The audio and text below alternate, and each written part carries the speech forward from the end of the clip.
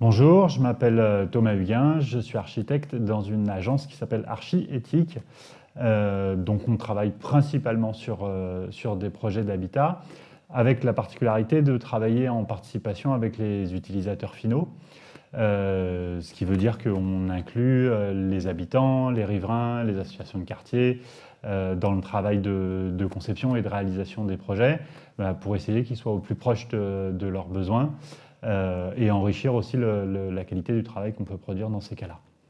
Donc cette agence Archi-Éthique, c'est une coopérative. Alors c'est une forme d'agence qui est assez rare, hein, qui est fondée sur le fait qu'on veut aussi travailler entre nous de manière voilà, bienveillante et horizontale, de la même manière qu'on essaye d'inclure les habitants et les partenaires de projet dans la réalisation.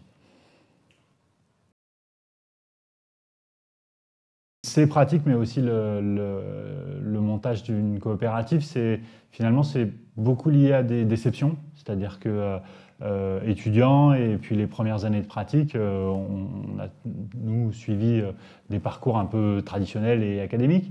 Et puis, on s'est rendu compte que les choses étaient, la réalisation des logements, la conception des logements et les modes de fonctionnement étaient parfois un peu standardisés. Ce qui nous a déçus et nous a amené à chercher d'autres manières de fonctionner et de fonctionner davantage avec les personnes qui sont concernées par ce qu'on produit. Parce qu'en réalité, en tout cas quand on conçoit et qu'on réalise des logements collectifs, on voit quasiment jamais les personnes qui vont habiter dedans, ce qui est finalement dommage parce que c'est pour eux qu'on travaille. Et donc c'est de ce sentiment-là qu'un certain nombre des coopérateurs de l'agence, on a construit des parcours dans des associations, dans des mairies, et qu'on a cherché à revenir à notre métier d'architecte, c'est-à-dire construire, hein, concevoir des projets, faire du chantier, travailler avec des entreprises, mais en incluant les personnes qui vont y vivre.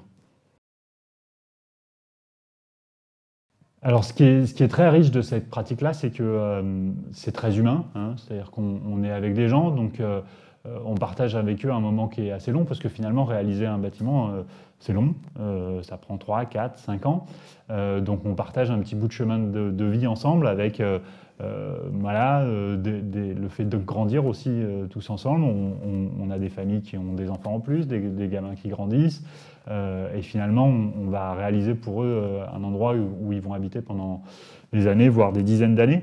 Donc c'est vrai que c'est humainement intense et du coup c'est très riche.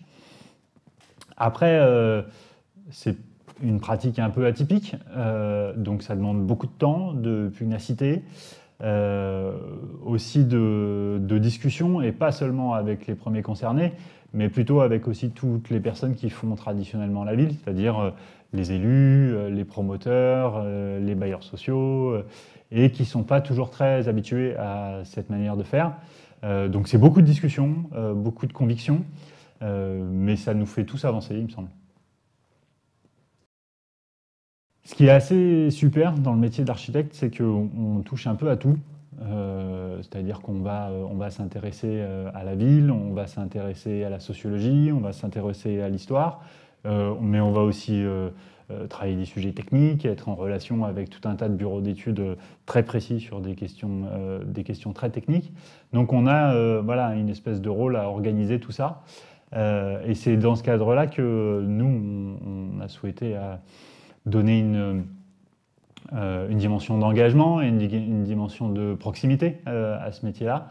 Et le conseil que je serais amené à donner, c'est que c'est un métier où, en tout cas quand on le pratique comme nous, il faut aimer les gens, et si on aime les gens et si on aime être avec eux, finalement ça peut être un très beau métier.